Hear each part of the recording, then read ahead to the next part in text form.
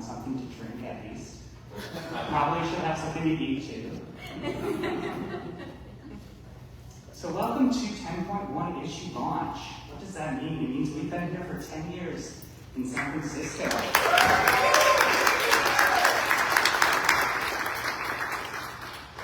I want to thank Intersection for the Arts for hosting us and this space tonight that allows us to keep doing what we're doing. We also have an ASL interpreters here tonight, so stay quiet if you can to make your job more easy. We are happy to have all of you at our launch. If you're new to Foglifter, we're a biannual journal of today's most dynamic, urgent, and delightful queer and trans writing. We're a space where LGBTQIA+ writers celebrate, mourn, range, and embrace. We're also kind of a big deal now. As I've said, we've been around for 10 years and we've published some incredible writers. We've gotten NEA grants, we've gotten 3 push cards, we've and a pen award, so we keep going.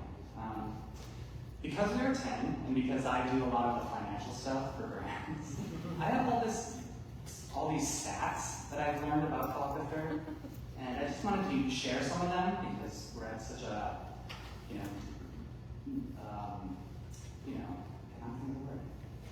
like a milestone, sorry.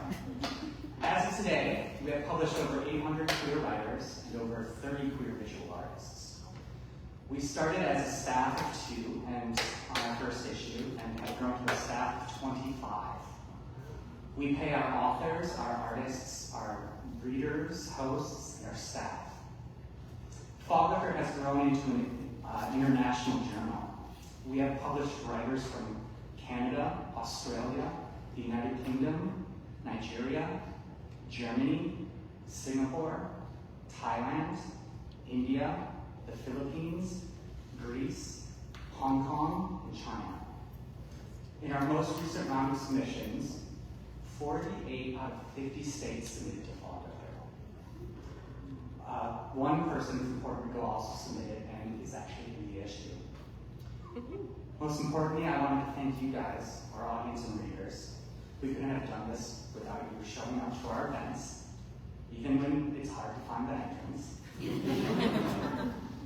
And we couldn't have done this without your generosity and your willingness to come back, submit to our journal, to subscribe to our journal, all of that. I promise I'll stop talking soon.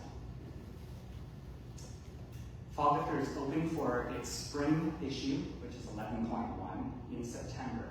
It's open September through November, so you have the whole summer to procrastinate, and then even longer to wait until the last day to submit. Foglifter wants your weirdest, tenderest, most transgressive, and exuberant work.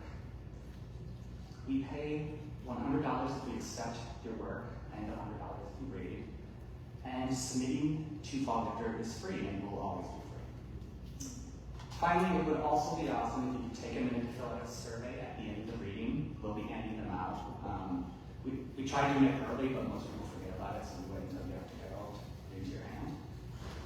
And we use these surveys to get our grants and continue doing what we're doing. Okay, I'm excited to begin introducing our readers. The first half, all of the readers are in issue 10.1.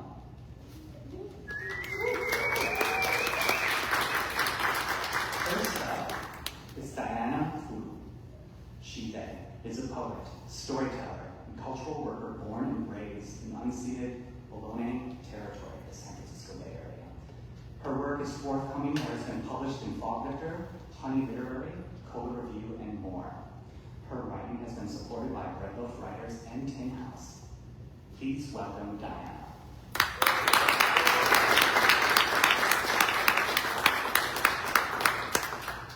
Hi, everyone. I'm gonna just tilt this. Oh, no, can't do that. Okay, all right, can you tilt this? Okay, that's great. I'm 5'2", so you gotta do these things.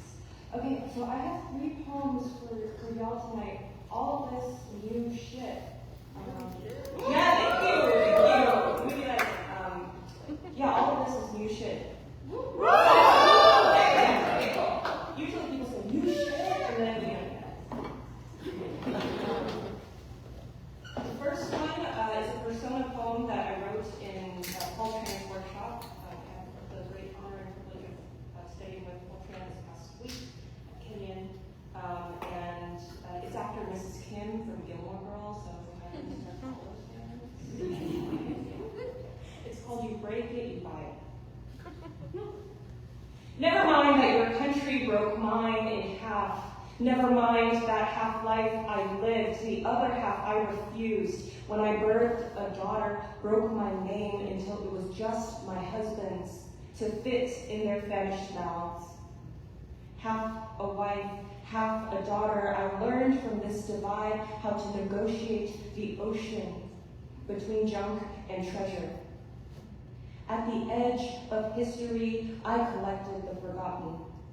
I fixed them into gleaming trophies, learned well your contorted desires. I knew just the price to be paid. How many hours of life you would trade to own just a morsel of this empire.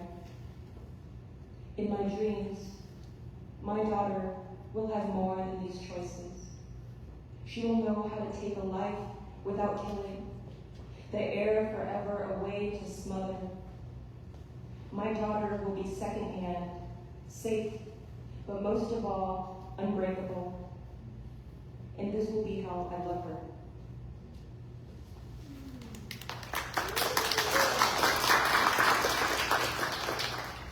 Okay, this next one is about my time living in New York City and not being able to find Chinese breakfast when I was living in the Bronx. And this one is for my mother. So it's called Where Could I Go?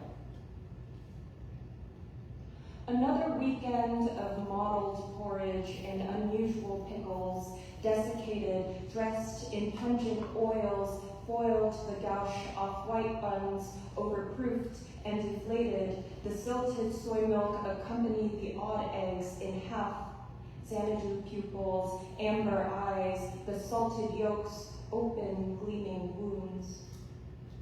Many years later, I would travel far for this memory. 2 hours by bus and train, they told me that this was the world's greatest city. But still, I was your daughter. And where else could I go to find someone always thinking of me, worrying and preparing for my hunger? Where else could I go to find someone salting and wringing the radish, suffering the brine that makes forgotten cuts sing? Where else could I go to find someone kneading dough on their knees, themselves a pestle ground down on a mortared floor? Where else could I go to find someone macerating soybeans so that I never hesitated on tenderness or worried what to eat, where to buy it, this life's true cost? Where else can I go to simply wake up to the porridge bubbling, the pickles ready and waiting in a wide-lipped bowl, fresh buns just emerging from the steamer, and rock sugar crackling under the shock of hot soy milk? Where else can I go to unshell an egg, just to be waved away, told to sit down, to start eating before it gets cold? Tell me, where could I go?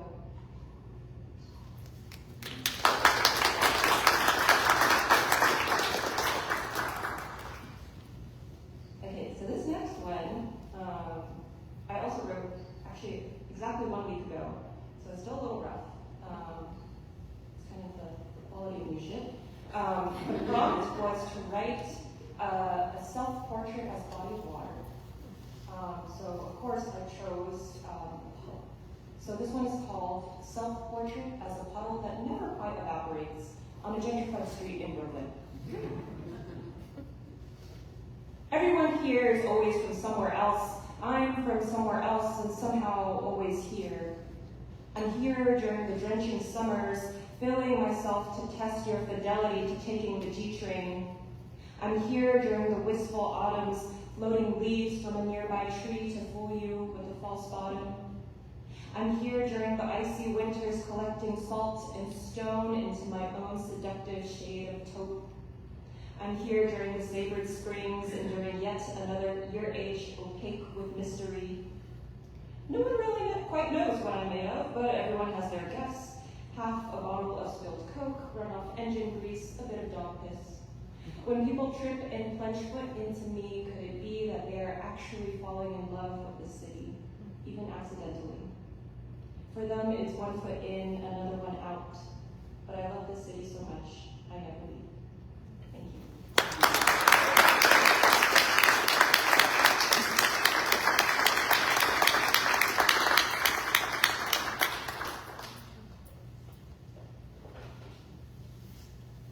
Next up is Harrison Hamm. Harrison Hamm, him, is a poet and film and TV writer from rural West Tennessee. An alum of Loyola Marymount University with dual BAs in Women's and Gender Studies and Screenwriting, he begins an MFA in Creative Writing in New York University this fall as a Goldwater Writing Workshop Fellow. His screenplays have been awarded and recognized by GLAAD, The Blacklist, Diverso,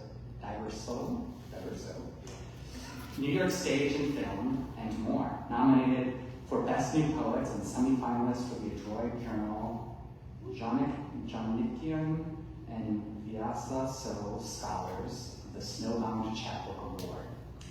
His work appears or is forthcoming in Poetry, Missouri Review, Now in Foglifter, Diagram, Homonym Journal, Verse Daily, and the anthologies Poetry Goes to the Movies, Pacific Coast Poetry Series 2025, Eco Bloom Spaces, Iron Book Editions 2025, and Delicate Machinery, Sunburst Publications 2025. Please welcome Harrison.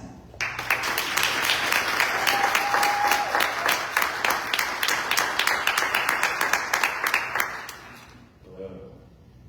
I'm 5'9". I have 6 poems for you tonight, but they're pretty fast. I think when they said poems that like rage, mourn, or hug or embrace, I'm definitely on the rage side tonight, so that's where I am. Several of these are also, this was just announced, but several of these are also now forthcoming in my first chapbook, which will be out next year, called If It's Country Music You Want, just selected by C. Dale Young for the Poetry Society of America chapbook publisher. I still know how this happened. I started writing poetry last year. Anyways, as a screenwriter. First up, Paint the Town. Oh, and I'll probably do this like, since I'm a screenwriter, so I'm like montage style. I'll read like the title and then the poem, and then the title of the next poem, and then the body of it. So no need to applaud for each one. There's a lot of them. Paint the Town. This is the one in Foglifter, issue 10.1. Pull over. I think I'm having a heart. Resin lodged in the throat, spelunking my body like some bang-up car wash. Automatic. Who knew lava could be blue? You and I are monsters snapping at the trees. We don't care about their little huts. The hillside, already blue, forgotten. We're older now, hairier. We eat prayers for breakfast. The billboards tell stories about big good, big tuna, big hell. The forecast, pink, red, then everything else. 655 for truth. And my stomach is nothing if not an atheist. We've known this. Man, it's like 2008 wants its shit back. Bad breakup, bad boy economy. It's a cross-country barbecue, and we're gonna paint the town. We're gonna drink the bullets, the blunts, the air. Stop the scene. I say stop, but you keep going. You keep going overboard, though I can see the meat of it. I know sloppy when it smiles back. We're patching up scabs with honey mustard and chicken wire. Your aim, spitfire, absolute. You and I are black dragons. Don't ask me about the wings burning down the wood-for-nothing town. Call them the Smoky Mountains. Call it the lost art of a fucking mountain. On the way home, you took your eyes off the road. Asked me, fuck, marry, kill. The Father, the Son, the Holy Ghost. I said, fuck the father, kill the son again. Mary never should have had a lamb or a child. I'm sorry. It's not beautiful. It's a bucket of guts. It's a bucket stuck in my gullet, and I think it's like getting the demons out, and sometimes they're the most violent kink. Second coming. When I get up off the floor, there's hardly any trumpets. Not a white chorus, not some Good Morning America militarism. It's less archangel, more swamp thing, sludging up from the muck. Because maybe I am a monster, if it's monstrous to come back with a bid for seconds and scrap love. But can you fault a mammal? Nobody will tell me what the parrots say, what new apocalypses they're plotting just before I go on stage. But I'm back at the Baptist church, singing, "It is well with my soul," with the gay kid who broke into song to stay alive.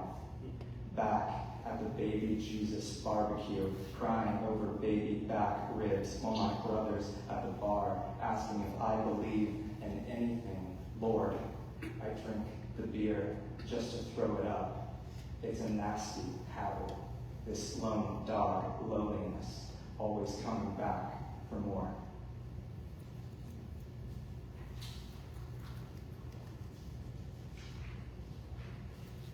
Numbskull. I'm coming out with my hands up. Here's the psilocybin and the gorilla glue, a sprig of mint grown by the boy who snuck a picture of you wearing nothing but his teeth marks. Somebody had stolen the highway, named it after a company. Somebody was counting their change outside the midnight supermarket. It was past 3 in the morning. Someone was getting high but couldn't come down, watching the traffic lights change, hoping their mind wouldn't mind, but I ghosted the bed, thought, lucky I don't pay for love, lucky to have a hospital in walking distance. I'm cleaning out the body and it gets dangerous. There's a part of me that wants to holler in the middle of the service when the sin keepers assemble in brutal rows before the dismembered pulpit.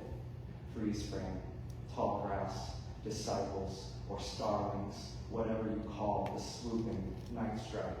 Wish I never told him, but baby, if this is a graveyard, I'm willing to dig it. You're feeding me doves and lucky charms.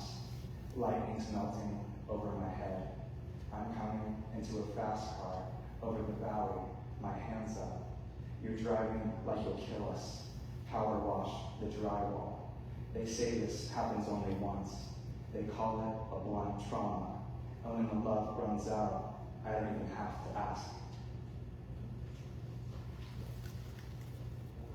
Self-portrait with camo hat. I don't believe in marriage, but wearing his camo cap and the flash bang of his daddy's truck blaring down the back road, we go July fast. I'm this no-shirt, beige blur, flying 50 through the switchgrass, and I've never looked this fearless.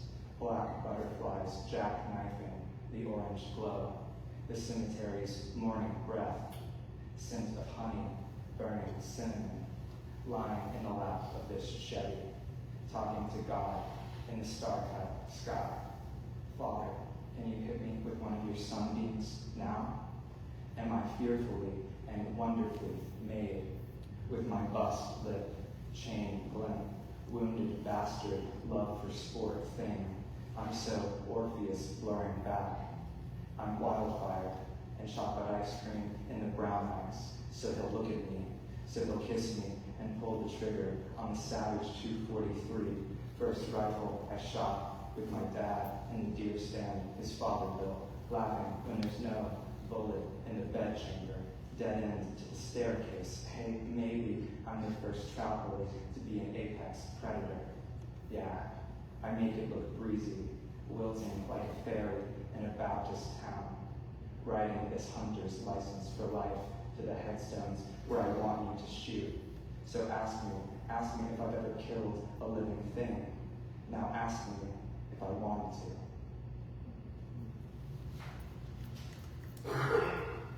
Dinosaur theory. One of these nights, you're gonna go extinct. It's bad archaeology, babe. I can feel the fossilizing. A tectonic shuffling of the scales and the volcanoes all sing kablammo. I keep fighting a war with my diet. Deny myself the meat, carnivorous delight of teething the daylight undone. Scathing, seismic hell. Some course its arrowheads, but the excuse is reptile. I take these burnt up wings, blur, dance, destroying myself for miles against the singed wind oblivion of everything we've colored in. Look how the bombs look like clouds. Tattoo the earth's crust with the vein of this beast, this dream we've been draining. An aloe green, more like a dime. Kiss of purple shoreline. A single stegosaurus on his own for the last disco. I turn toward the music. The music is a street of comets glittering right for us. The ocean, your arms, catching unholy light fire. My little raptor, it's the rapture, and I need you to hold me as long as you're still here. Scissors, it's the last one. I cut through the window, the whale's mouth, the whale's only child. I am only a child now in this oblong, obtuse obfuscation of carnage, carnival, Judeo-Christian values. I slip swim into the shotgun, running with scissors, with skin, sin in the game. I am running, have already run, still running, ripping into the racehorse inside. Secretariat of Transportation, gay rights, in the upstairs, upriver, upstairs and around the coroner, corrosive shampoo, coin change, come on, and the strip mall is stripping itself into nothing, not even, no location found, fancy free, in flight, like I am, like we are free falling through gashes of sky, gnashes of teeth, skies of teeth, and the yard is teeth. I cut and cut, keep cutting, have always cut, loved cutting, cut the chit-chat, I'm getting the bell, I'm cutting the fuck up. Party crasher, call me up if you're prepared to please me. Test me, testify, tell me where the party went wrong, why anyone here has to die. Thank you.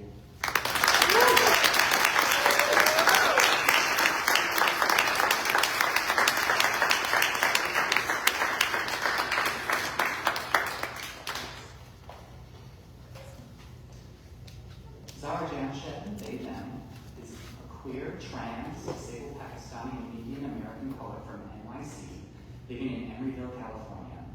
Their debut poetry collection, Neither Created Nor Destroyed, was a semifinalist for the Panicked River Prize, a finalist for the Stories Award for Poetry, and is available now with Game Over Books, and also available here today for you to purchase.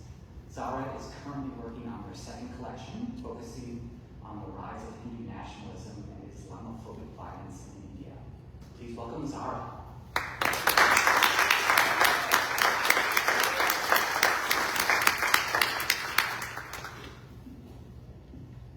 5'8". I guess we're all saying our heights now. This is the piece that's in the journal. It's called "My Name Identifies Me as Muslim Before I Even Speak." My name knows what it means to wait until everyone else has gone first. Knows the crashing cacophony of anglicization, even if my mother tried to pick a name as unbutcherable as possible. 2 syllables, English sounds, vowels like an open mouth that yawn into each other. I wait, and I watch my last name come apart in halves, suddenly a shed full of jam instead of a Persian king, a Muslim king. When you search for my name, you know what retailer appears. In jest, my friends have forwarded me articles alleging Zara may be discriminating against people of color, or Zara is embracing gender-neutral fashion. I am as alike as the chain in how I too billow smoke into our slow-flowing atmosphere. I too wear thin under very little pressure, come apart that seems too loose to hold all of me together. But I also know about branding, my name practically an azan crackling through the megaphone, calling me by my one God. I know worship like I know annihilation, the humble self so small against the tapestry of creation that I vanish into dust. But dust from earth is a galaxy beyond, and the sun prince of my father's father demands attention. I will not fade without first blinking silver in the darkness. I will wait for, but not miss, my turn.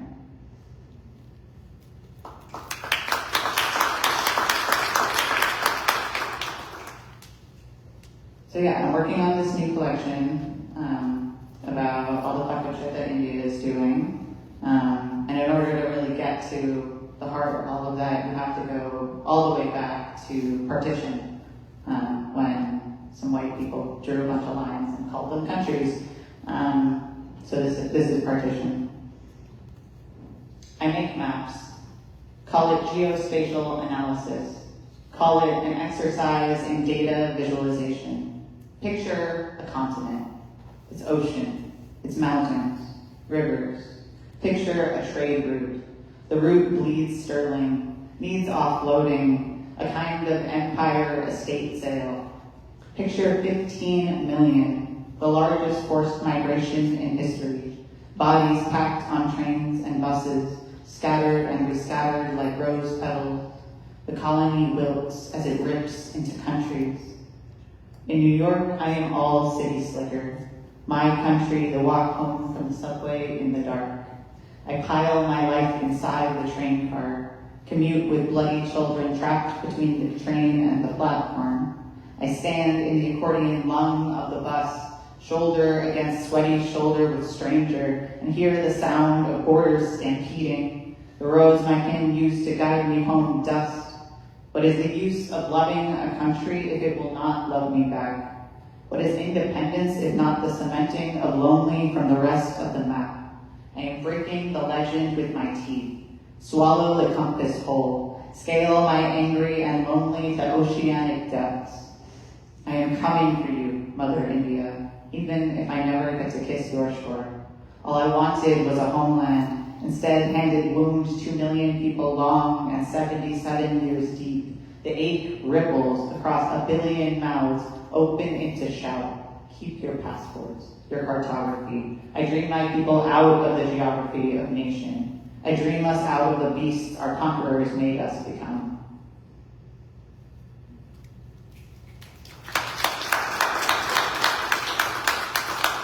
Thank you. When I'm not thinking about Muslim genocide in India, I'm thinking about the Star Wars prequel series. There really is such a captivating, interesting story underneath all of George Lucas's bullshit. There is, I believe it, and we're gonna figure it out. Come talk to me later if you want to talk about it. But everything you think about Anakin Skywalker changes when you think of him as someone that was formerly enslaved. Just dropping that little nugget out there. So this is Anakin Skywalker, Choose Your Own Adventure. Turn to page 4 if Anakin leaves the Jedi Order and starts a family with Padme instead. I am alive with the buzzing of the Force, riptides of energy erupting beneath my fingers. I could not suppress the everything bursting from my chest, even if I wanted to. I now understand I was meant to feel all of it, always. My destiny, a solar flare's worth of unbridled want, of immeasurable grief. Now that I belong to myself, I will let my desire eclipse every shackled horizon. Let the lightsabers rust. Let the politicians squabble over taxes and allegiance. Let the Jedi melt out of memory. Is there anything worth preserving in a philosophy permissive of slavery? Our children will know different. We will betray the cold calculus of balance, Teach instead each life is precious. My daughter will taste her mother's thirst for ambition. My son will carry his father's freedom on his sleeve, having never learned anything less.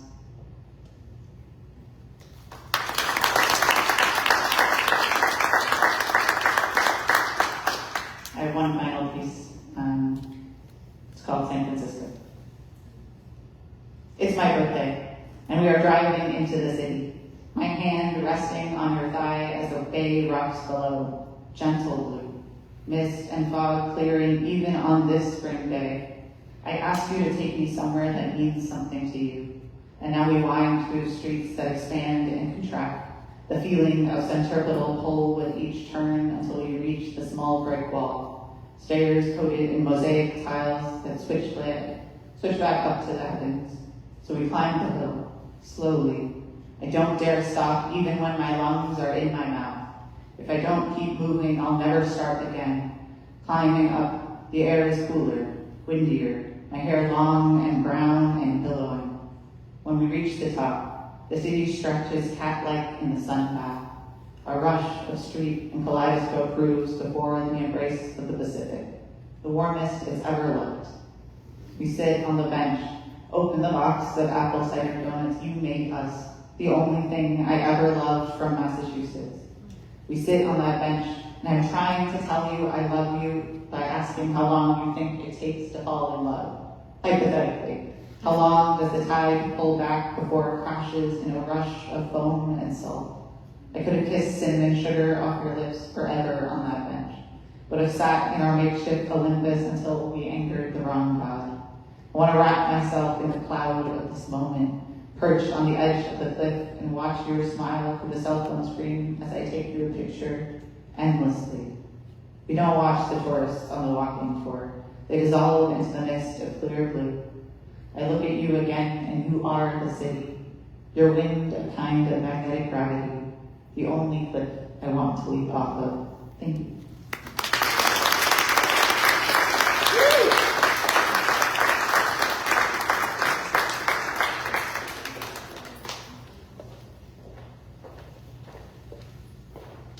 Zhao, him, is a writer and designer based in San Francisco, interested in nonlinear narratives, forms, and mechanics that reckon with digital, diasporic, and queer identity. His work has been published in The New River, the HTML Review, Prism, Kernel, and Providence Public Library.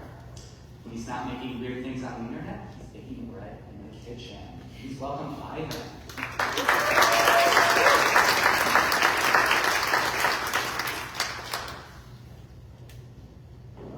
Thank you, Foglifter, for having me, and everyone for being here.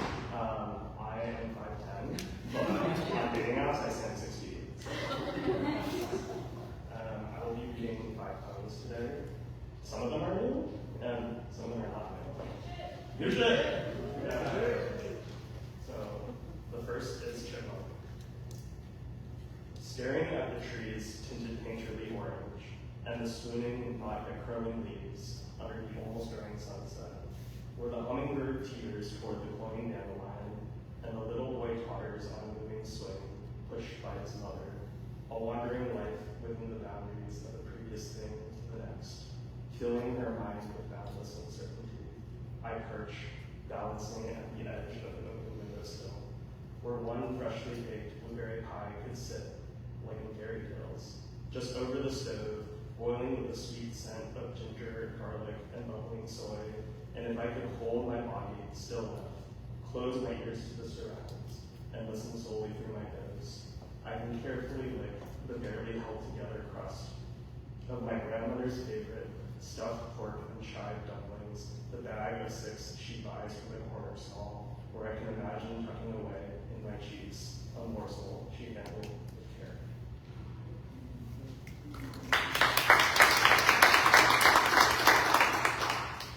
This next poem is called Planetary Orbit, and it's about my parents.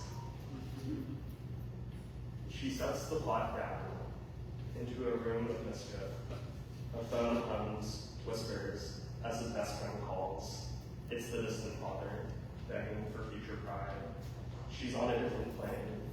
He's in a different culture, cashing a voice of anger, misery, in other men's electric dick, a dusty violin case tucked under a single love sun in forget and in corners, of swoon-lit leaves only buzzing. Why should he answer? The number you have dialed in the new world misses the old world and lost its semaphore. What do you call love when you never learned your mother's tongue?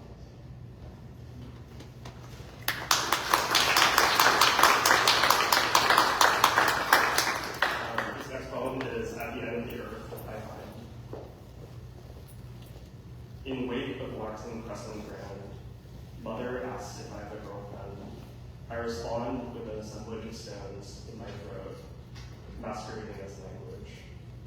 The dirty ground has never reflected the moon. I peel a tomato between my thumb and fore, finger and suck the juice between my tongues. Seed after seed in my lungs, we bask in fried fish, steaming aliens. The fish eye drowns me in its knowingness. My brother parades his compulsive heterosexuality. He feigns cultural understanding, rewarded with red envelopes. When I am reflected with malfeasance and gravestones. Oh, how I would love to lick the salt off those envelopes, to taste finger dust and flaky skin, to bring them around with no question, to tell them how I kissed the sky.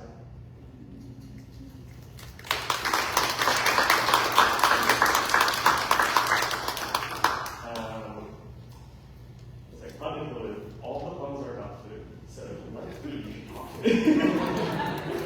If you don't like food, I will convince you. This next poem is called In Highly Connected Networks, There's Always a Loop. I have never come with the same solution twice. A butterfly told me to block the lips of my esophagus.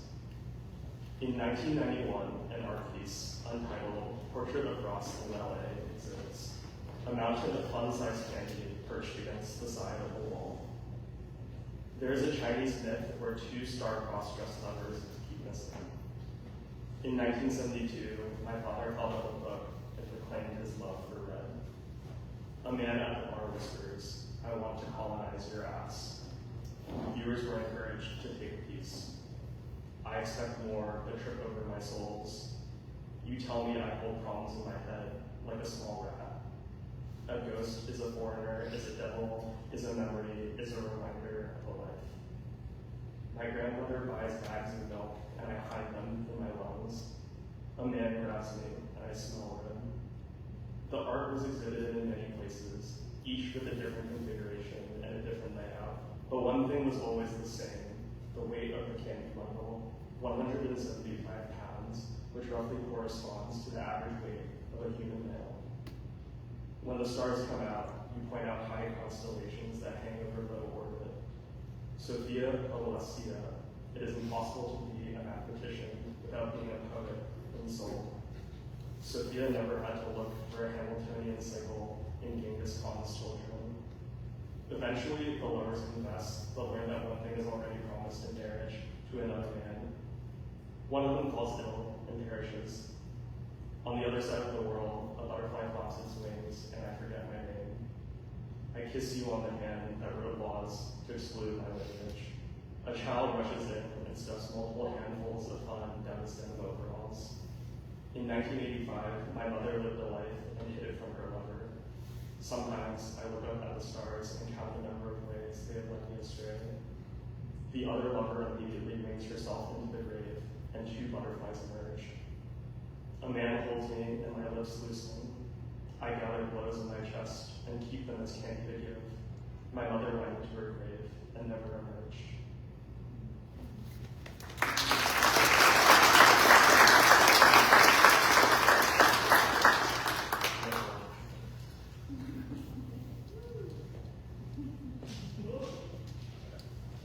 And this is the last poem I'm reading, which is also in the most recent issue of Foglifter. And it's called No Too Many Things I Could Have Become. My brother lifted an iron curtain and thought he could dance without unspooling the spine. So I let myself believe in omnipotence mixed with ambivalence. He asked me, when did you last give a breath the quality of a life? Somewhere, Wolf 21 howls over Wolf 42's body on the floor of Yellowstone. I ask, when did you last howl over my body? In my toes, I carry the memory of a dream. Each toe cradled the truth of an ancestor, and I long in past, future, perfect tense, where commas did not end a sentence, or periods a life. Thank you.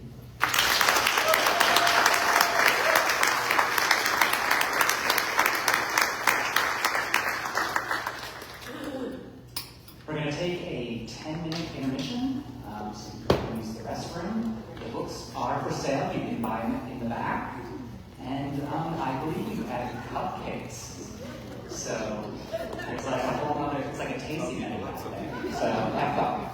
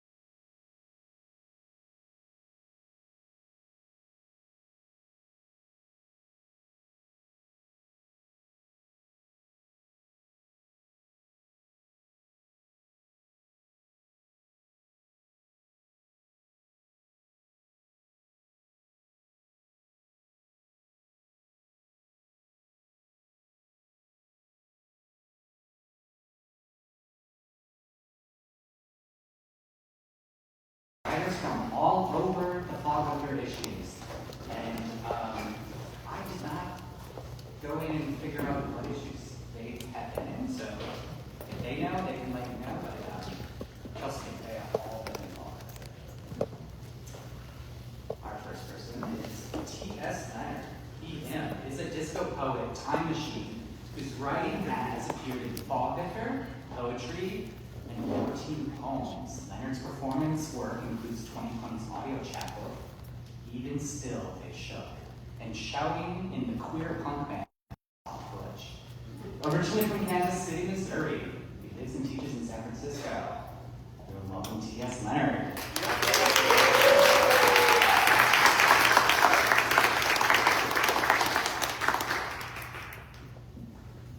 When it starts up, the end hisses.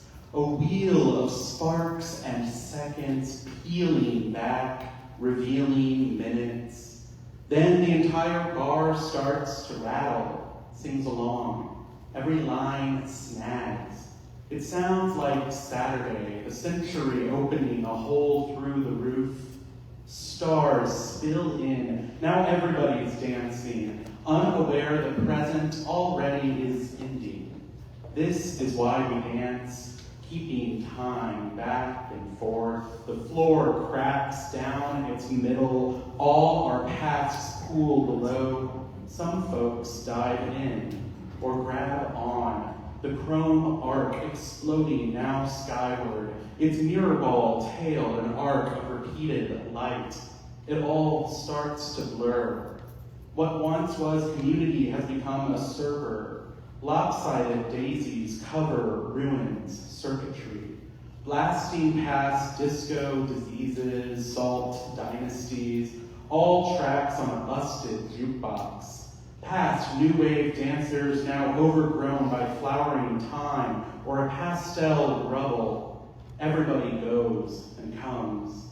The place collapses. It skips. The record tries to keep up. That's the joke. The bartender says, "I'm sorry, we don't serve time travelers here." A time traveler crashes into a gay bar.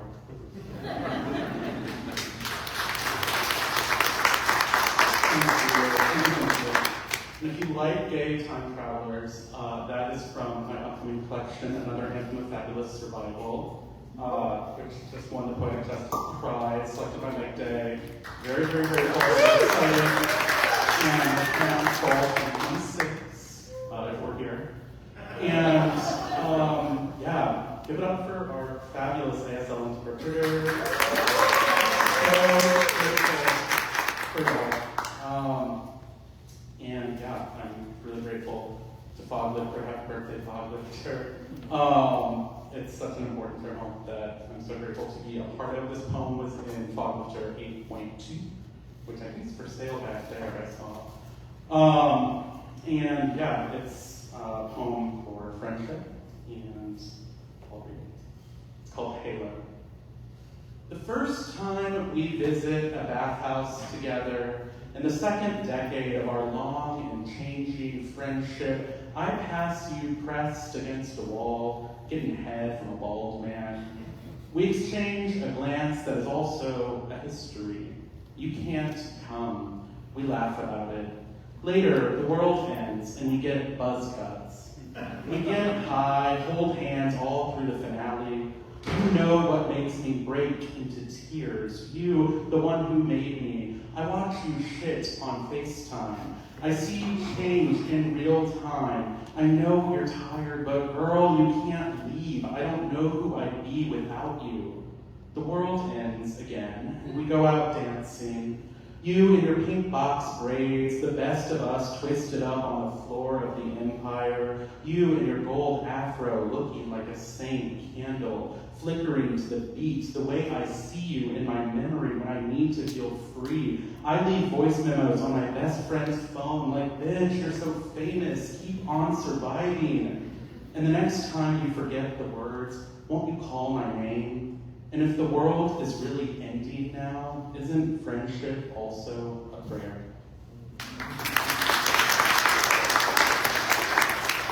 The world keeps ending, and the world is going, and it's Zindi again. We're here in Zindi, and we are here. I'm very, very grateful to be here with you all today. It's a very dark day, and this feels really important to be together.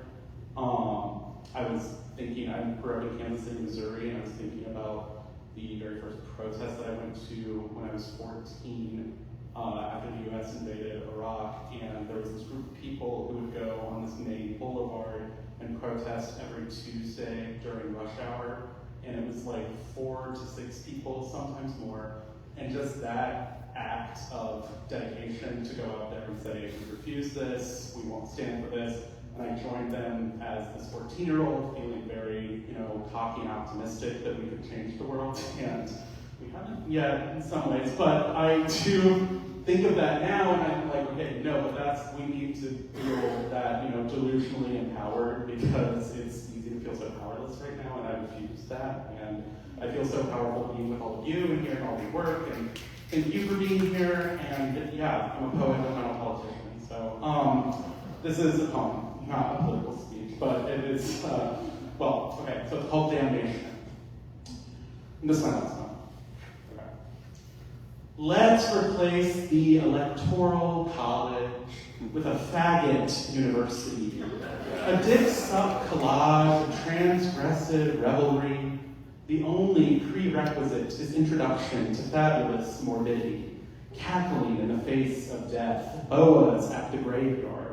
Lesson number 1, in 1990, HIV activist Iris de la Cruz crept into the NYU hospital while everyone was sleeping and decorated their IV poles with pink ribbons and balloons, a veritable refusal of their state-sponsored doom. Remember this at the next apocalypse, how a woman in Asheville handed out chocolates to her neighbors, trudging through the muddy flood, guts of the Blue Ridge Mountains, and their bedroom walls suddenly silt, boxes of floating photographs, now memory debris, and even still, to have the capacity for sweetness, to break like an angel even a sliver of yourself, to burst through disaster with the plainest language of love. Isn't this a pinprick glimpse of heaven in the hurricane?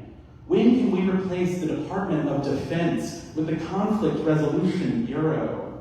When will we erect the Museum of Small Acts of Generosity?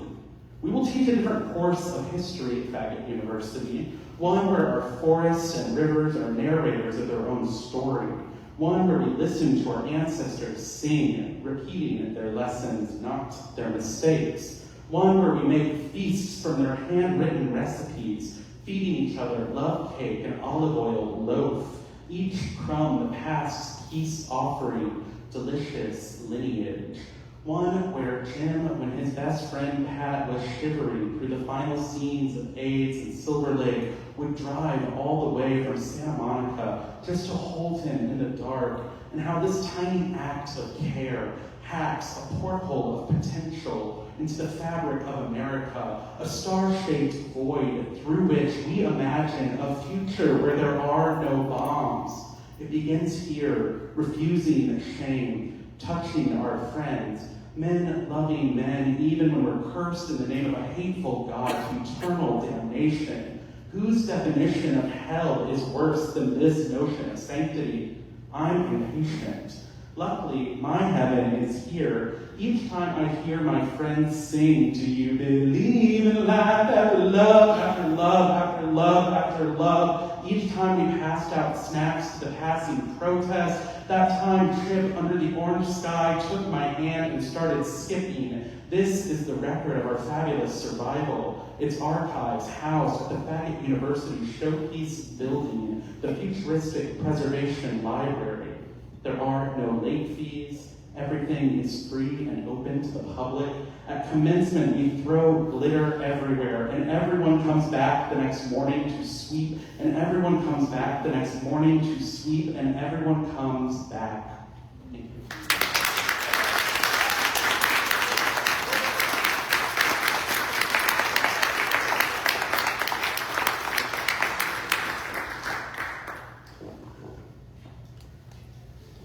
Our next reader wanted me to keep the bio short. short and simple. So, Baruch Porras-Hernandez is a poet and writer who has performed his works all over the country.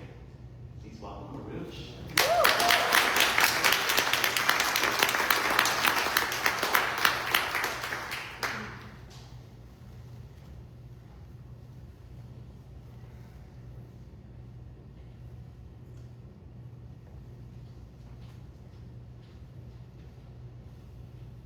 Hi everyone.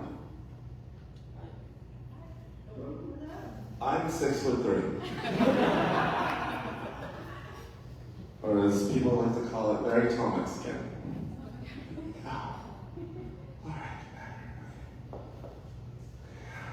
Recently I opened my phone because I forgot some poems at home, and then it was like the wrong album, and I was like, oh! It's a new poem.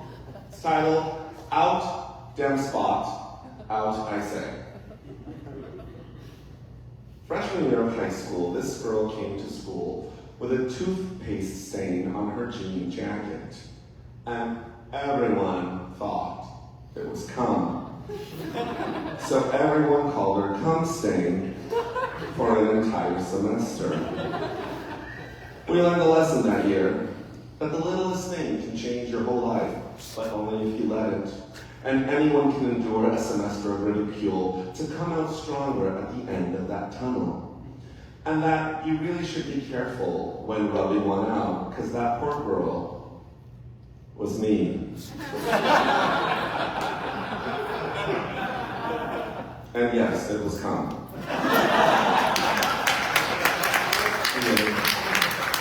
still have that jean jacket that may not fit me anymore, but it's still in my possession.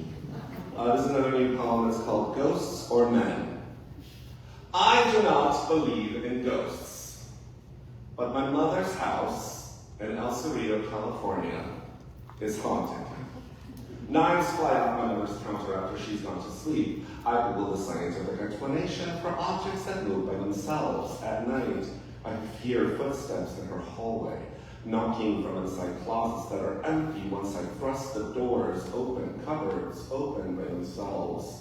Slowly, I hear walking on her roof. It's the neighbor's cat, my mother says. You need more sleep, Nicole. Your house is haunted, mother. Oh well, she says. Now drive me to Target. In her living room, while we watch TV, we both are startled when my iPhone flies off her coffee table suddenly and clonks on her floor by itself. How did you do that? My mother asks. I didn't do that, mother, I scream. There are ghosts in your house! Aren't you concerned? My mother goes, I'm not worried about ghosts. I'm alive. They're dead. I win. Besides, equal ghosts don't scare me at all. At least, they're not men.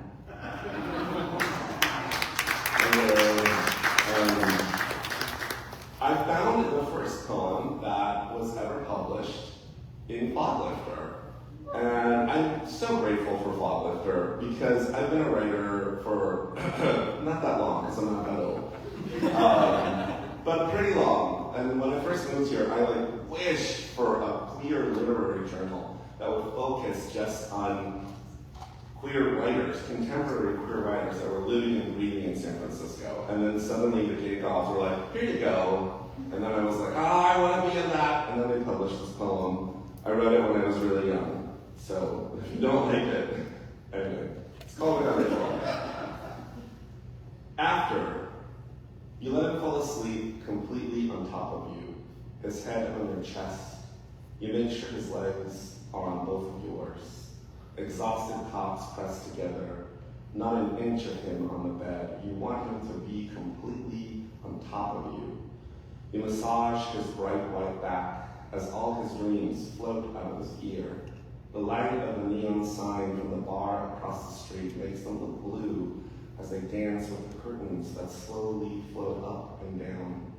His dreams turn to look at you finally before they fly out the window. One of them says, hold on to him while you can.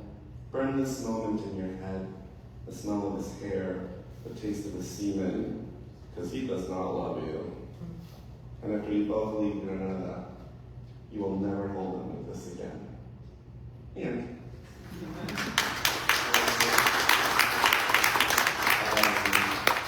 this next post, so thank you, Foglifter. They've published me enough. But hey, maybe if you guys want to publish me more, cool. This is from my small poetry collection. It's called Struts the Horse Remembers Mr. Hands. In 2005, Kenneth Pinion, a rocket scientist, died from receiving anal sex with a stallion named Struts at a farm in King County, Washington. He had videotaped previous sex acts with horses, but particularly this one horse, and distributed them informally under the name Mr. Hands. The story was reported in the Seattle Times and was one of that paper's most read stories of the year. So they could sleep at night. They took me far from the farm after he died. When they searched the house, they found a cast of my cock you made while I was perfectly erect. To quell their fears of ending up the way you did, I was left as empty as a red barn sits now. I miss you, delicate. I miss you pressed against my side, your hands on the ground waiting for me. I think often of the stories you told me, of the glorious young man who dreamt of feathers taken to the sky, caressed forever, wings, claws ripping into blushing skin of the girl and the swan, apples split open, fir trees, whipping willows, panting in the morning air as she opened her legs to the bird. There is a blind horse at this new farm where you keep me. It is fed well, yet it searches the blackberry bushes, hoping for sweet, repeatedly stabbing its eyes with thorns. Berry juice and blood drip down its sides. It is a painting of you and I. At night, I dream I didn't kill you. You are young. I am a small cow. You take me to a river, hold my head underwater until I drown. Then you kill yourself so we can be together forever. But then I wake up. You are still gone, and I am alone, weeping for the day I can beg you to forgive me. The end. Just two last poems. One's a brand new one. Trigger warning. New shit. Yes, I just performed at the Berkeley Slam. Go to a slam if you've never gone. Some of the top poets in the world right now come from the slam. And my printer's broken, so here we go. From my phone. It's titled, If You Don't Look Good, We Don't Look Good. Did you gays know that getting wildly fucked can give you an astronomical gray hair day? The other day, this top fucked me so good, and for so long that at one point I started crying. I leave my husband for you. I leave my husband for you. He asked, you have a husband? And I said, no, but if I did, I would leave him for you. When I left this man's house, I felt like I had just walked out of a goddamn salon. I was a fucking Vidal Sassoon commercial. Eyes sparkling, my skin glowing. Time stopped enough for me to take 127 selfies and motherfuckers. Each selfie, I looked amazing. At one point, while the top was hitting me with multiple orgasms, my eyes started glowing. Suddenly, I became connected to every bottom in the universe. I saw everything, became one with the bottom's spermicelium network, the ass astroplane, if you will. My soul pure peace. I saw the beginning of time. The first cave bottom getting his cave back blown the fuck out. Fuck like a naughty cave whore. I saw the future. When the bottoms of the last lazy bear on Mars, 2169, all have space orgasms at the same time during the last orgy of humanity, before the gargantuan cosmic space octopus, size of a galaxy, swallows our solar system, ending all life in our world. But then I also saw The cosmic space octopus, now full of oh so much future gay space jizz. It develops a thirst for dick, so it finds a bigger dom top daddy space octopus that gives it a wild fucking beyond our human comprehension. They both come at the same time. The explosion so massive, it restarts the universe. Living life begin anew. By bottoming, I have learned, bottoming can give you gray hair. Gay jizz we have been. Gay jizz we are, and people, gay jizz we will be. And my last poem, thank you y'all. Please follow me on Instagram. I don't really care about Instagram, but, you know, followers, yay. This poem this time will go ahead. After the shooting, he asks me, if you came face to face with these people that want us queers dead, that want drag queens, trans people dead, what would you say to them? Because I have no idea. That night, I went home and wrote this. Go ahead. Kill me. And thousands of boys will wake up singing, yearning to kiss another boy. Kill me. And 10,000 more will fall in love. Kill me, and more men all around the world will become brave enough to make love to another man. Many more will hold hands in the daylight, become drunk with lust and love. Kill me, and queer elders will hold their lifelong partners even closer to their chests as they fall asleep. Kill me, go ahead, motherfucker. Kill me, and the earth will bloom. Covered with young men, kissing, smiling as it turns, bursting with love. Queer love is the spark other planets can see from Earth in the dark. Queer love never dies. Kill us, and hundreds of years in the future, queer hands will still sway in the air, dancing, horny, triumphant, joyful, spinning, long, after no one remembers who the fuck you are. Thank you, everyone.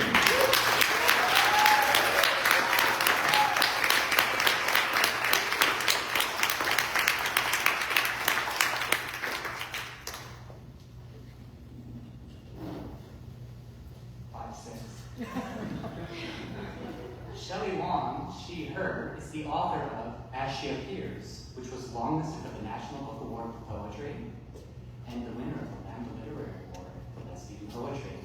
She lives in San Francisco. Please welcome Shelley Wong.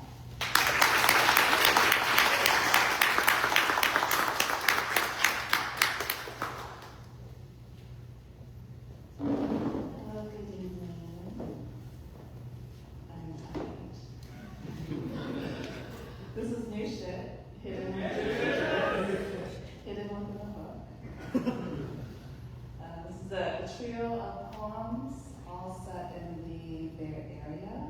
The first one is aboard the ship Foglifter, which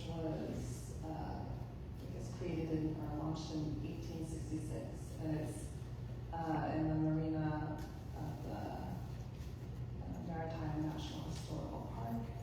And there was an artist who did a site-specific reenactment with a bunch of queer folks for a film, and we all dressed up as sort of like gender queering, cross-dressing people, which was actually in conversation with the history of San Francisco.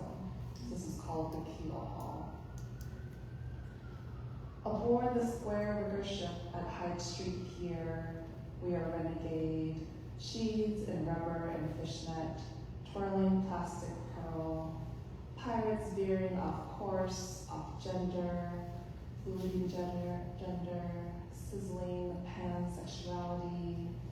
I wear my white and gray stripes, purple and green chrysanthemum silk jacket, strands of fake Russian-style jewels with mink eyes.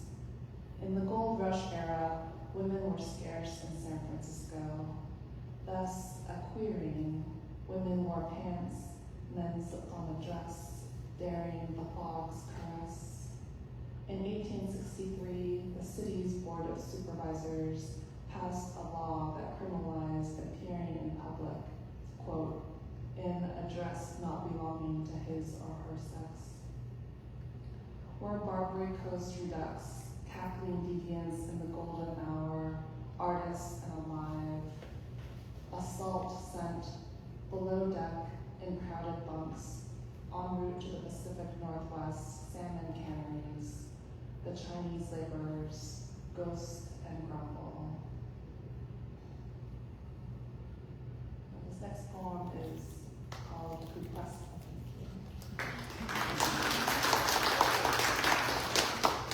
This next poem is called Cupressus sempervirens, which is the name for Italian cypress. And I wrote this while at the Montalvo Art Center in Saratoga, California, which is just south of Cupertino. And it's an artist residency set on James Phelan's mansion property, and he was an early San Francisco mayor, I think after the 1906 earthquake. Also very colorful history. He ran for office under Keep California White campaign. And so this art center is sort of doing like a reparations kind of redress of that by inviting a lot of Asian American artists and writers to be residents, but I did not know that until I arrived there. Yeah. This is about me and another Asian woman artist exploring the grounds in Italian cypress. She climbs up the tree and plucks 3 Meyer lemons, giving 2 to me. I visit the garden in the afternoon, eluding the photographer's frame. Echo of the cold iron gate closing to keep the deer out. In the Italianate garden, cypresses in 4-line rows leading to the temple of love. Other names for Italian cypress: Mediterranean cypress, Tuscan cypress, Persian cypress, pencil pine. Wealthy couples marry here. They pose for engagement photos, edged by the sleek tall trees and faded rose bushes. In the shade, a marble Adam and Eve, locked and swirled. The tree are also a poetic presence, considered sacred and a metaphor for the graceful figure of the beloved. The cypresses cast the deer in shadow.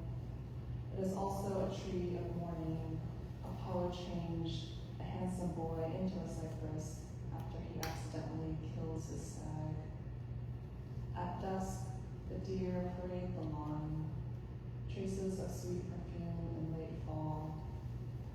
At the temple of love, sculpted snarling men spit into a fountain. At its base, screaming children's faces carved. Like the redwood, the Italian cypress is known for its ability to withstand drought and fire. I visit the garden with my friend, who sees the fountain and says, pedophiles. She climbs up the tree and plucks 3 Meyer lemons, giving 2 to me.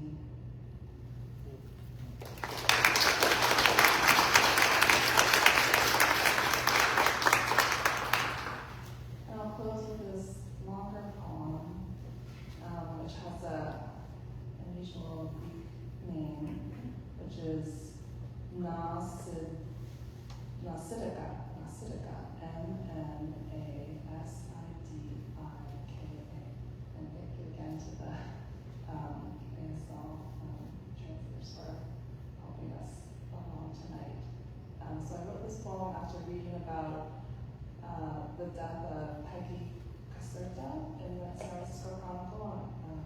She was Janis Joplin's lover, and I just did this deep dive into her life together and learning that they were lovers, and how Nausitica is also a character in the Sappho poem, so this kind of all brings together these different lesbian threads. So Nausitica. Peggy Caserta died this week, a former Haight-Ashbury boutique owner who opened up the seams to create bell-bottoms, and a dash became Janis Joplin's lover. Janis flew her out to Woodstock. Backstage, they were photographed in radiant black and white sundresses. Peggy named her boutique Nasidica after a character in a Sappho poem. Janis died off the same stash, bought with Peggy, who then wandered down to SoCal, opening a coffee shop in Long Beach, my hometown, until I moved to the Bay Area for college.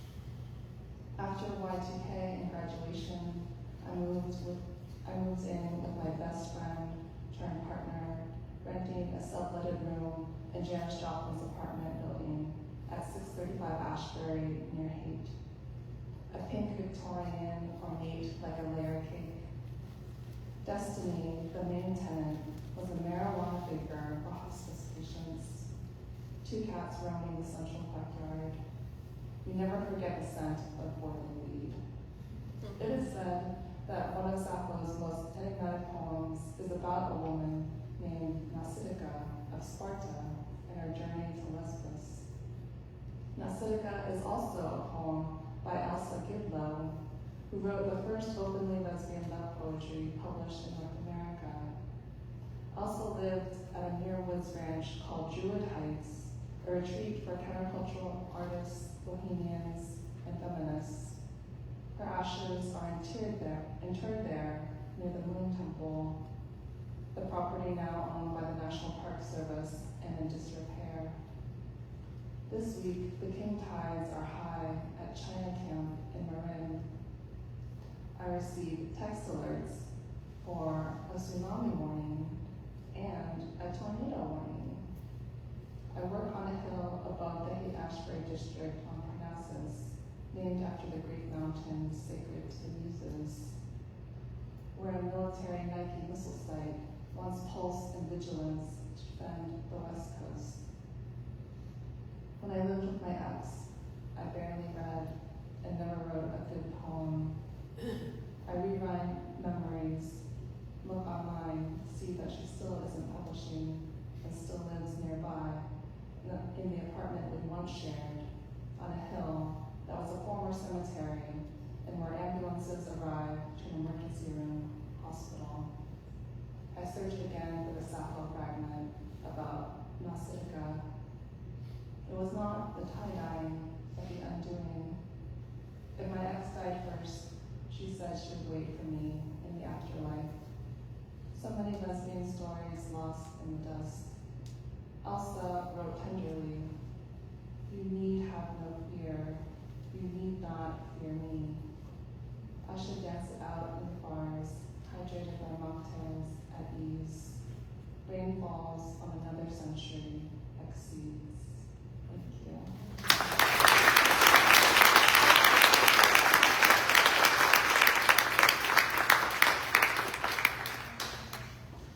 We have 2 more readers, and our next reader is Jacques Rancourt.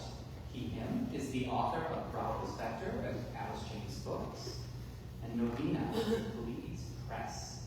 His poems have appeared in the New Republic, the Kenyon Review, Image, and Poetry magazine, and he has received fellowships from the National Endowment for the Arts, the Wisconsin Institute for Creative Writing, and Stanford University, where he was a Wallace Stegner Fellow.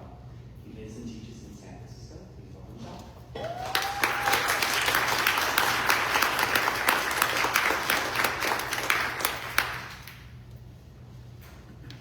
Thank you all for being here. I'm going to read some poems from a new manuscript. And this first one is called Danaidi.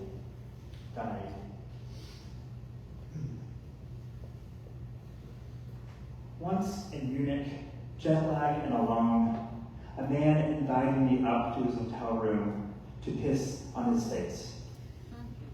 He asked me to. How could I refuse? Kneeling on the slate shower tile, saliva welling up in his open mouth, diamond wet and resplendent, he looked up at me, standing over him, generous as a god. In a museum the following day, I came across Gosart's painting of Danae trapped in her bronze chamber while Zeus drips in through a crack in the roof as literally a golden shower. I looked at it for a long time, missing the joke of my own life. The people of the Renaissance would recognize this scene to be an erotic mirror to the Annunciation. Hail Mary, the angel approaches, a lily stalk stiff between his fingers. The Lord is with you. I am far from God now, but can still recall how it felt to step through the threshold of the divine like glitter through a sieve in the ceiling. That man and eunuch, sweet supplicant, held at the gunpoint of need, kneeled before me while I tried to coax what wouldn't come, what I couldn't push past the muscle trained since childhood to hold back. It was not what I wanted after all, but what he wanted. I still do not know what I want.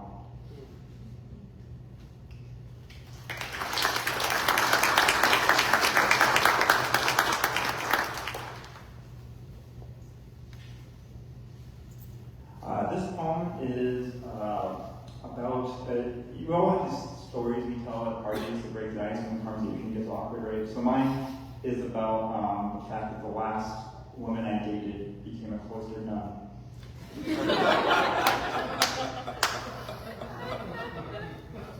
And it's called Dear Sister Agnes.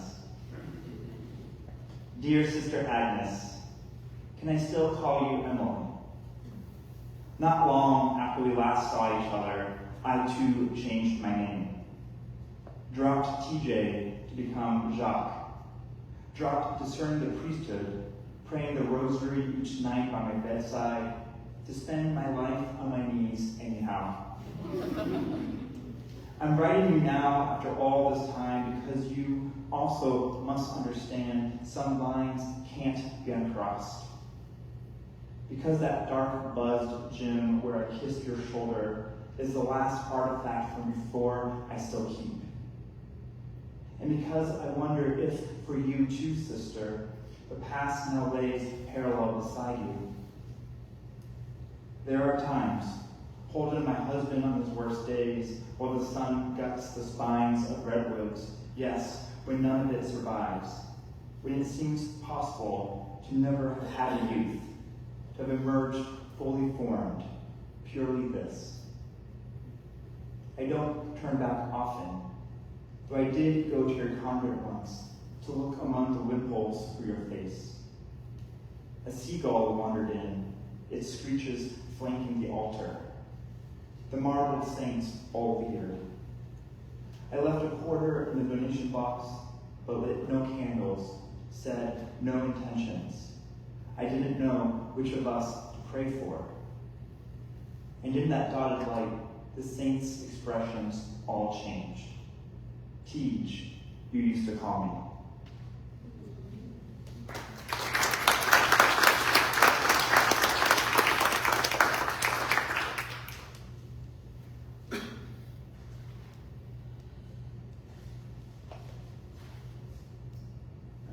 Very much regret doing all these papers up. Okay, this one is written in response to San Francisco local Hal Fisher's photographs, specifically his gay semiotic series of photographs, which identifies all these signifiers of the gay male in the 1970s. And the last line is a reference to a poem by Anne Sexton, The Truth of the Death Note. It's called Hinky Code. Into my right back pocket, I once stuffed a red bandana. Not to get fisted, I don't think, but to wrap my history tighter around my neck. I wanted to pass for unapologetic. I didn't know how. I wanted to pass for a version of myself who wouldn't hide, who, at the public stall, when a leather shoe tapped out a language I wasn't yet fluent in, did not drift my attention back to the urinal cake steadily dissolving under my stream. Who, on city crosswalks, when locking eyes with a stranger was not always the first to break. On the train, a large man sat beside me, his face dimmed by tattoos, and instructed with a voice like shifting gravel, take that shit out of my pocket. Crossed semiotics. He was in a gang, I was not. He was gruff in a way that passes for mercy. I tossed the bandana out in the station's trash, carried on with my own dumb life. It was June. Fog hit the each evening like a breaking wave, and I had never once been brave.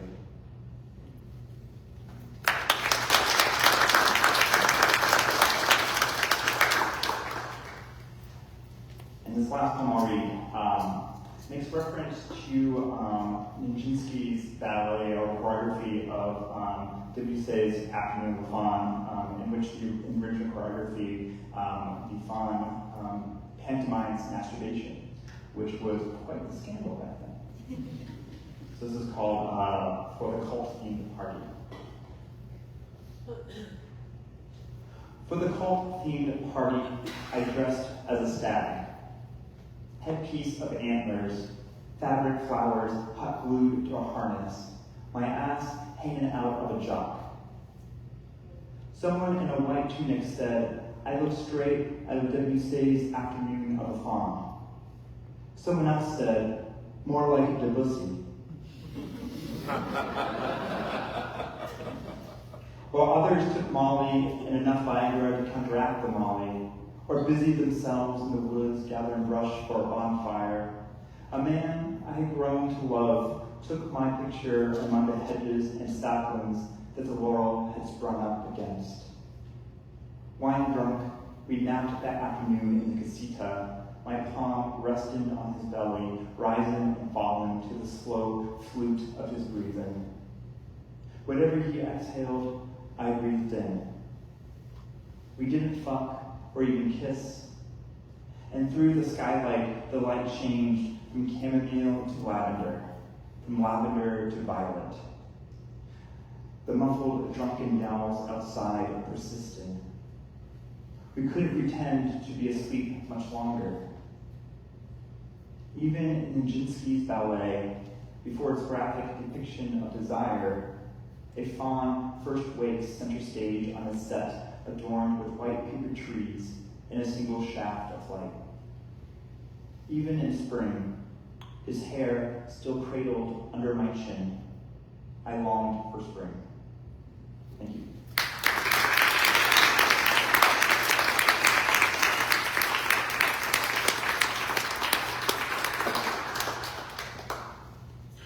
Our final reader tonight is D.A. Powell. He's the author of Useless Landscape, or A Guide for Boys, and numerous other collections. His honors include a National Book Critics Circle Award, the John Updike Award from the American Academy of Arts and Letters, a fellowship from the Guggenheim Foundation, and the National Endowment for the Arts. He has taught at San Francisco State, Stanford, Harvard, Portland State University, and for 20 years at USF, University of San Francisco, now Florida. Please welcome Zara.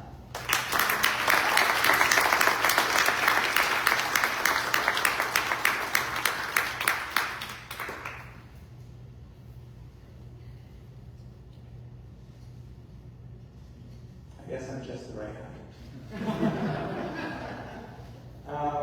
It is such a pleasure to be here with Foglifter celebrating 10 years. I remember when Maya and Chad emailed me and wanted to pick my brain about starting a literary magazine, and they asked me to recommend people, and so I let them use my name to solicit work, and I was very proud that in the first issue, Fatima Espiritu and Eileen Miles and Kevin Killian all had stepped forward to say, yes, we will help start this community. Community is so vital for queer people. we often start out feeling in the world so alone, and being able to find each other through our art, through our insanity, through our loneliness, through our happiness is really vital. Two of the poems I'm going to read are historical poems. I mean, they don't feel historical to me, but they probably will to you. Because I've lived in San Francisco now a long time. And the first one starts with a little nod to Kevin Killian, who introduced me and many other readers to the work of Jack Spicer. So I would not have had this quote from Spicer if it weren't for Kevin. Ghosts are no shrewd people. History begins with shrewd people and ends with ghosts. Jack Spicer. Francine's lasted only just over a year in the heart of the Castro, in the heart of the 80s. Kelly Marie pumping over the sound system. It feels like I'm in love. And when it fell off into the annals of history, it became The Edge. The Pendulum became Toad Hall, a tribute to an earlier bar. The Elephant Walk became Harvey's, a tribute to a dead supervisor. The Headquarters became a hardware store. The Bear became Daddy's. And the Jackhammer just quit. Like a vibrator with dead batteries. Meanwhile, Wild Side West, on the other side of town, stayed on into the present. And gay and lesbian and trans became household words, famous brands.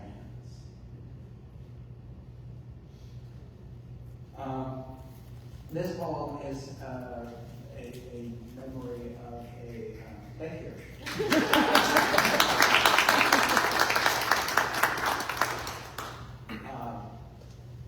This poem is a memory of a group of players that would perform these sort of outrageous mashup plays in a little tiny playhouse behind the Eagle. It's called Snow White's My Bloody Valentine. Snow White's My Bloody Valentine was my first introduction to the sick and twisted players who put on low-budget theatrical slashers based on smarmy TV shows. Partridge Family, Friday the 13th, Texas Chainsaw 90210. In an industrial garage behind the Leather Biker Bar on Harrison near the Central Freeway overpass. Snow was a drag queen. The queen was trans. The animals of the forest were plush puppets from Community Thrift, including a spider, an octopus, a raccoon, and Alf. The point is, nothing was spared. Everybody was slaughtered, as happens so often in the queer community, and copious blood, feared for its possible infectiousness, was everywhere. Oh, I miss the sick and twisted universe, the makeshift threadbare costumes and cardboard set pieces. We are doing it all ourselves, said Tony vaguely, artistic director. We have no corporate donors. A little piece of the roof fell off. Dopey and Doc made out. Snow was falling to pieces. Someday her prince would come, probably during the beer bus next door. Thank you.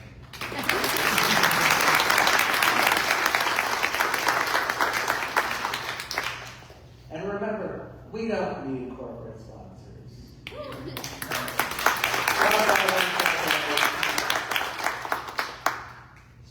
Straight people are always pulling out too early.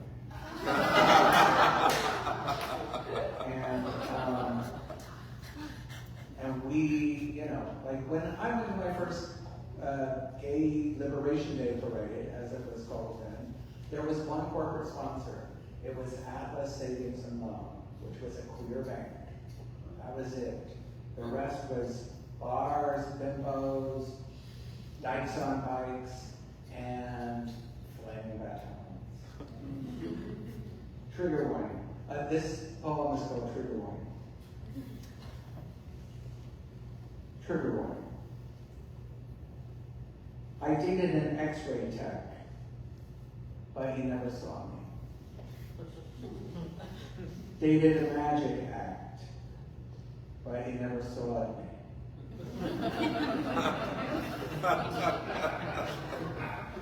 Had a lover who was a painter. He drew everyone around him, and he claimed he'd drawn me too.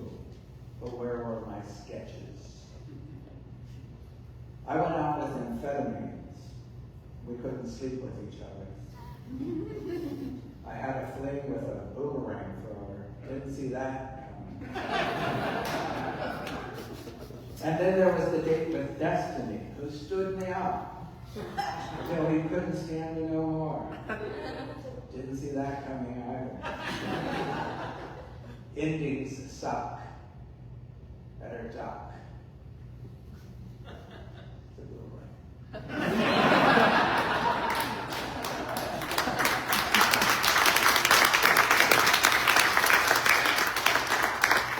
This is my last one, and I just want to say, before I read the last poem, which, these are all new in my lexicon, new shit. Meaning they haven't appeared in books, but they have appeared in magazines and other places. This poem, this last poem, appeared in coffee bags. There was a coffee roastery that put little poems in bags, and I thought, what kind of poem do I want to put in a bag of coffee that just anyone can get? It's called Heather Has Two Leather Daddies.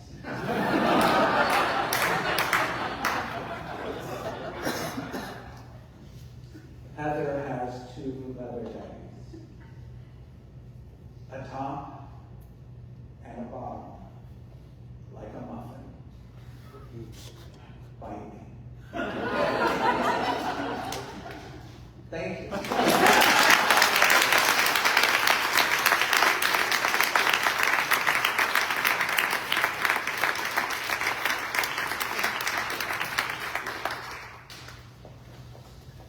Thank you all for coming out tonight.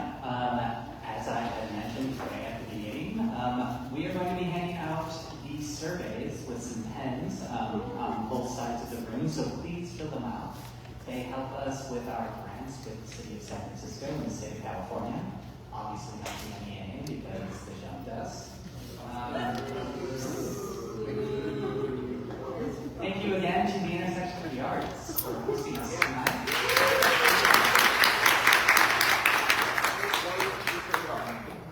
Once you're done filling out the surveys, please head to the back table. If you haven't bought an issue yet, please buy an issue. Again, we open for submissions in September and all the way through November 1st. So please send us your work in the hall. And our next event will be at BigQuake on October 16th. We will be celebrating the second half of our 10th anniversary, and we are going to be doing it at the legendary Stud Bar. So be sure to come out and bring the